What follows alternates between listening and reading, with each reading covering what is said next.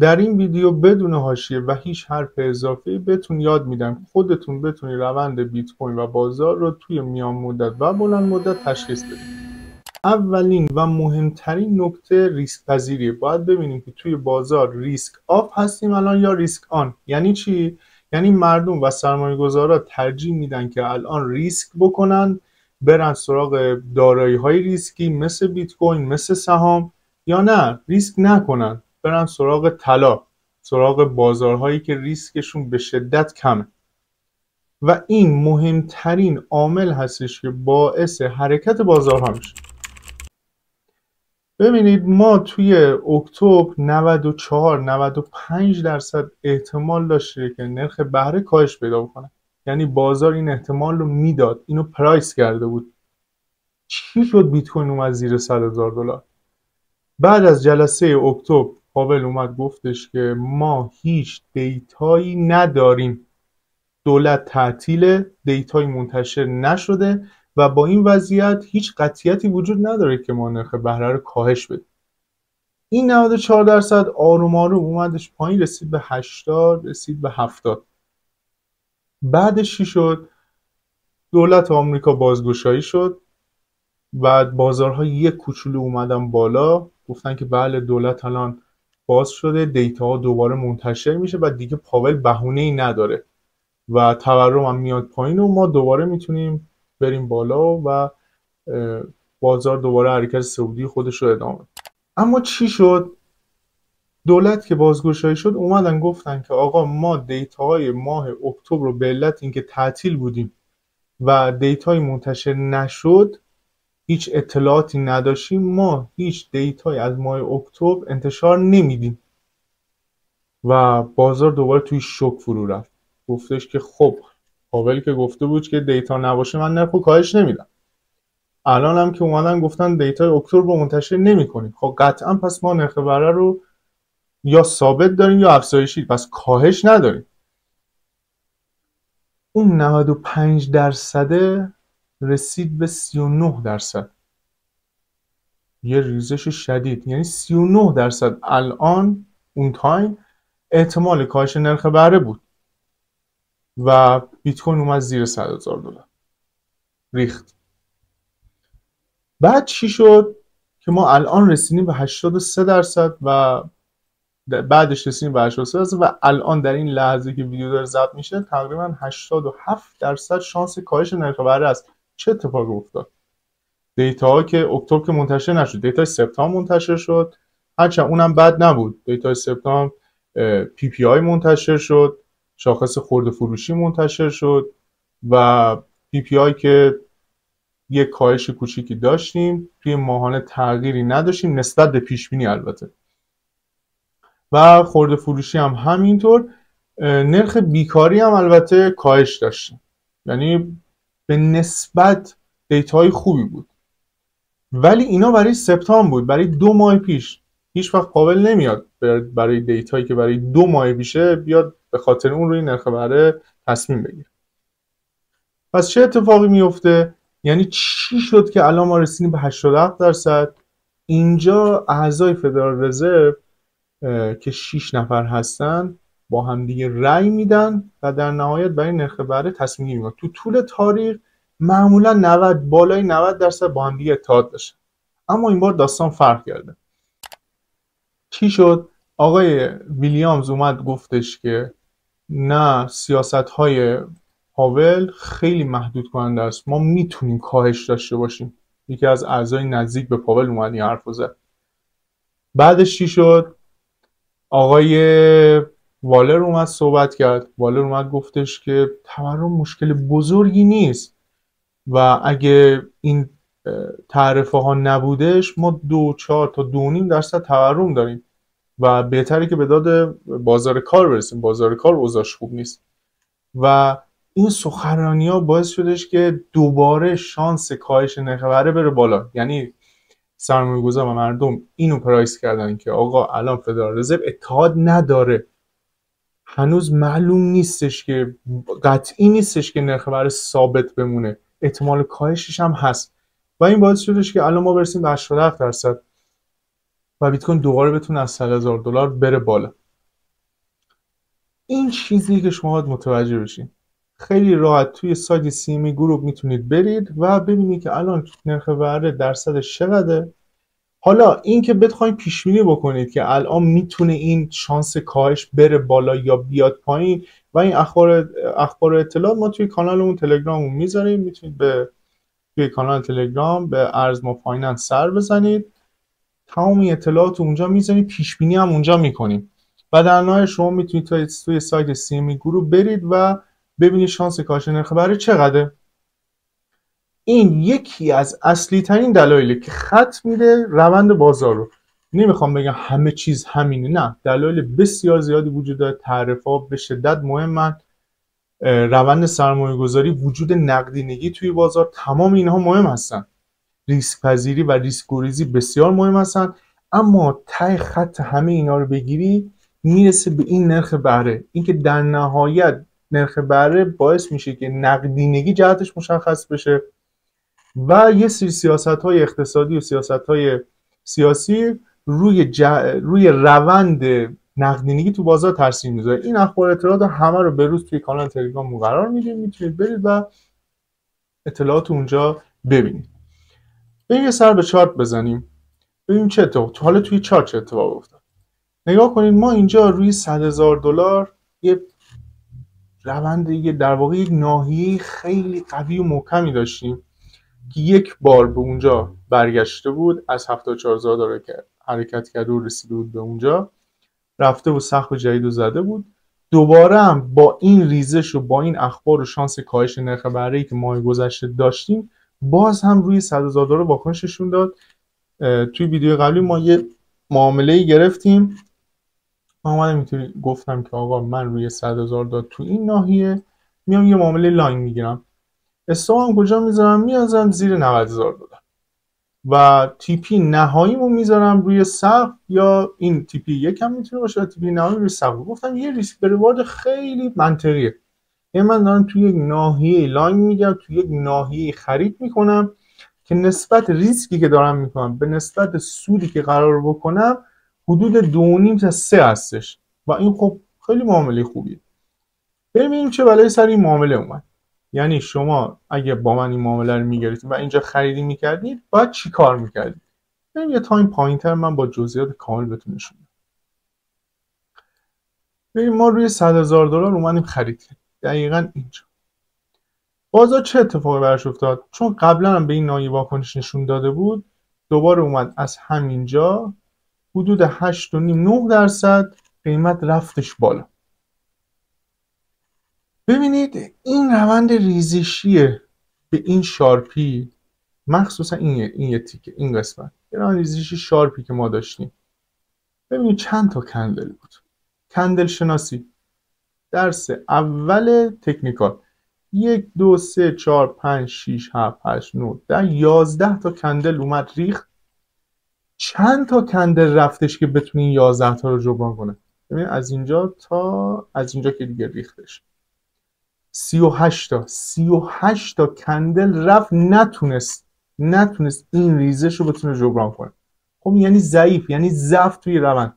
حالا میگیم که باشه شما اطمینان داشتین که، یا من اصلا این معامله رو باز کردم میگفتم نه این میخواد بره بالا، من اصلا اینجا نفروختم، نمیخوام ادعا بکنم بگم من دقیقاً روی این سقف فروختم و تشخیص دادم که بازار میخواد بیاد پایین. نه آقا، من همچین ادعایی نکردم. من میگم اینجا نفروختم، گفتم میره بالا دیگه، ناحیه $100,000 ناحیه مهمی، حالا تهش یه رنج اینجا میزنه و بعدش میره بالا. ما بریم یه خورده ریزتر بشیم. ببینید قیمت اومد اینجا $100,000 زیر 100,000 با شدو، یعنی کلوز زیر 100 نداشتیم، برگشت بالا رفت تا 104، دوباره اومدش پایین، بازم شدو زد زیر $100,000، باز هم کلوز زیر 100 نداشتیم. دارم راجع به تایم 4 ساعته صحبت میکنم. روی $100,000 کلوز کرد، دوباره رفتش بالا، زور خودش رو زد. این سری چه اتفاقی افتاد؟ ببینید از این شدوها یک کندل اسپایکی قوی و قدرتمند، ماربوزو هم بهش میگم به اینو کندل، اومد زیر $100,000 کلوز داد. یعنی میخواست بگه که این دیگه با زبون بی زبونی کندیل به این قدرتی این شادو 1 2 3 4 5 بار شادو زده زیر $100,000 رفته بالا، به زور خودش رسونده به $107,000. خب نتونسته، دوباره اومده پایین و اینجا با یک کندل قدرتمند میاد کلوز میشه زیر $100,000. خب اینجا دیگه باید بفروشی دیگه. یعنی اینجا باید بگی آقا من اون پیش بینی که میکردم اشتباه بود. من پیش بینیم چی بود؟ پیش بینی بودش که زیر $100,000 با یک شادو میاد، نهایت با یک شادوی بلند میتونه تا 90 زیر 90 هم بیاد و بعد بره بالا. این پیش بینی بود. این اتفاق افتاد. حالا شادوی بلند نزد ولی 2-3 بار شادو زیر $100,000 زد و رفتش بالا، اما این روند اصلا قدرتی نداشت که بتونه جهت بازار رو برگردونه. اصلا شکل و قیافش نمیخوره به این حرف. و اینجا بودش که شما باید تشخیص بدونید بله این معامله اشتباه بود، هرچند بازم ریسک ریوارد منطقی بود. شما 10% ضرر رو میخواستید بگیرید به امید 25% سود، یعنی 10% ریسک میکنید برای به دست آوردن 25% سود. خب منطقیه، هرچند اگر هم استاپ میخورید. ولی با این کلوز و این پولبک برگشتی هم که زد و بعد ادامه ریزش. ببینید یه نکته راجع به معامله هست، حالا خرید یا معامله، یعنی میتونه فیوچرز باشه تو اثبات باشه. شما اگه حد ضررت بخوره و بعد قیمت شارپ بره بالا، اینجا حد ضررت اشتباه باشه. ببین ضرر ما اینجا خورد دیگه، اصلا این توضیحاتی هم که دادم شما اینجا هم نفروختی اینجا هم نفروختی، صبر کردی ضررت بخوره. از نقطه‌ای که حد ضرر ما خورد چه اتفاق افتاد؟ 12% ریزش کرد. خب من اینجا 9.5% 10% استاپ هم میخوره، میگم تحلیلم اشتباه بود، میذارم کنار، میرم میگردم اگر میخوام خرید بکنم تو فرصت‌های دیگه توی نقطه بهتری. اما شما اینجا استاپ نخوری، معاملت رو نگهداری، 10% دیگه میرسه، بعد چه اتفاقی میفته؟ اینجا که 20% توی ضرر هستی، 25% توی ضرر هستی، میفروشی و بعد بازار خیلی راحت 12% دیگه میره بالا و حالت بد میشه. این کارو نکن. این راجع به معامله‌ای که توی ویدیو قبلی با هم باز کردیم یه توضیح خواستم راجبش بدم. اما الان چی؟ چه اتفاقی میفته؟ روند چیه؟ آیا ما نزولمون همچنان ادامه داره یا نه این برگشتی که داره رخ میده جهت بازار رو برمیگردونه؟ تا کجا قراره بریم بالا؟ اینجا میخوام بهتون راجع به این توضیح بدم بدون هیچ حاشیه و هیچ چیز اضافه‌ای. و اینطوری هم نیستش بگم اگر این بشود اون میشد، اگر اون بشود چیز دیگر میشه. نه، خیلی ساده و روان نه تحلیل و دیدگاهمو بهتون میگم. چند تا فکت قبلش بهتون بگم. ETF های آمریکا، ETF های بیت کوین، شرکت هایی که بیت کوین ETF بیت کوین رو داشتن، میانگین خریدشون $89,000. حالا یکم بالا یکم پایین، 89,000. اینجا رو ببینید، وقتی قیمت اینجا بذار من $89,000 رو پیدا کنم، $89,000 اینجا چند بار شادو میزنه به این قیمت، حد ضررشونه دیگه. یعنی شما فرض کنید میانگین که خلا $89,000، یعنی زیر $89,000 بیاد، به طور میانگین اونایی که صندوق های ETF رو خریدن توی ضرر هستن. پس این میتونه یه نایه خیلی قوی باشه که شاید قیمت رو برگردونه. قیمت دوبار به شادو میزنه، زورش نمیرسه، بعد با یه کندل قوی میاد این زیر میبنده. بعد در ادامه این کندل دیگه چی میگه؟ آقا رفتن توی ضرر. ETF چیه؟ مگه کیا میان ETF میخرن؟ همین من و شما مردم عادی میان صندوق ETF رو میخرن. اونایی که ریسک پذیری بیت کوین قبول ندارن، نمیخوان برن توی صرافی بخوان بیت کوین بخرن، میان صندوقشو میخرن، مسئولیتشو عهده و هر اتفاقی بیفته به عهده خود صاحب صندوق. مردم عادی هستن. اینجا وقتی میانگین میرن توی ضرر، خب معلومه که با ضرر میفروشه. وقتی با ضرر میفروشن یه همچین اتفاقی رخ میده، قیمت شارپ میریزه پایین. و ما بعد از این داستانا دقیقاً که قیمت اینجا ریختش پایین با ضرر میانگین ETF ها فروختن، همینجا بود که اعضای فدرال دونه دونه اومدن صحبت کردن و دیدیم که نه، خیلی هم متحد نیستن و ما میتونیم شانس کاهش نرخ رو داشته باشیم که باعث بشه قیمت یه همچین حرکتی تا اینجا داریم میبینیم و به خاطر همین اتفاق زده. یه فکت دیگه هم بهتون بگم. میانگین خرید شرکت ماکرو استراتژی به عنوان بزرگترین دارنده بیت کوین شرکتی چنده به نظرتون؟ 74,000 دلار. یعنی ماکرو استراتژی که دیگه همه میشناسن، بیت کوین بیاد زیر 74,000 دلار میره توی ضرر. 74,000 دلار کجاست؟ خیلی جالب. 74,000 دلار اینجاست، همون جایی که آخرین بار بیت کوین رالی سعودی خوش شروع کرد و رفت و یکی سقف جدید زد. سقف قبلیش رو پس گرفت و یک بار، دو بار، سه بار، 4 بار اومد سقف قیمتی جدید زد. میانگین خرید استراتژی 74,000. هرچند خودشون اومدن گفتن که البته خود ماکرو استراتژی اومده گفته که ما 5 برابر مقدار بیت کوینی که داریم دارایی داریم که اگه قیمت بیاد تو ضرر ما نمیفروشیم. اما کی گفته؟ شاید بفروشن. پس یه دونه عدد 89,000 دلار مهم بود که قیمت اومد زیرش رو برگشت. یه دونه عدد 74,000 دلار. اینا رو میذاری کنار هم دیگه، میبینی که اگر قرار باشه وارد بازار نزولی بشیم، یعنی ماکرو استراتژی بیاد بفروشه، سرمایه‌گذارا بفروشن، مردم دیگه ناامید بشن، اون قیمت 74,000 دلاره.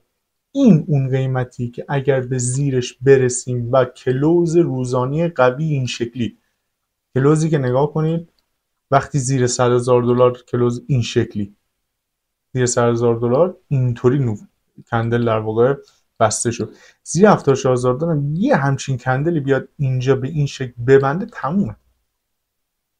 میتونه غلط باشه، نظر منه، بدون اما اگر، میگم زیر 74,000 دلار بیاد تمومه، نظر من. حالا این روندی که داره میره بالا تا کجا میخواد بره بالا؟ به نظر من این 100,000 دلار که قوی شکسته میتونه قیمت خودشو تا این ناحیه آروم آروم برسونه، تا 74,000 دلار قیمت خودشو بتونه برسونه، ببخشید تا 100,000 دلار بتونه برسونه. اولوش 100 101 102 از 97 98 تا 100 101 102 میتونه برسونه و بعد دوباره قیمت بریزه.